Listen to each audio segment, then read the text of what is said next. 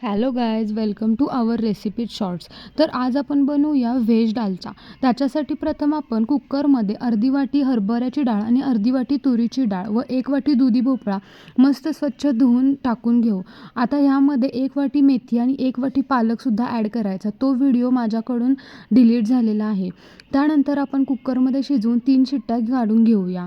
त्यानंतर शिजल्यानंतर आपण अर्धा चमचा हळद टाकून घेऊन ते मस्त हलवून घेऊया. आता एका कढईमध्ये आपण 2 चमचे तेल आणि जिरे आणि मोहरीची फोडणी टाकून घेऊ आणि एक चिरलेला कांदा त्याच्यात टाकून घेऊ. त्यानंतर आपण 2 चमचे लाल तिखट म्हणजेच आपली कोल्हापुरी चटणी टाकून मस्त हलवून घेऊया. त्यानंतर ते कुकरमध्ये शिजवलेलं जे मिश्रण आहे ते आपण त्याच्यात ॲड करून घेऊ. त्यानंतर आपण ते जरासं उकळी आल्यानंतर त्यामध्ये चवीनुसार मीठ टाकून घेऊ आणि थोडासा गोडवा यावा यासाठी आपण अर्धा चमचा गूळ ॲड करून घेऊया.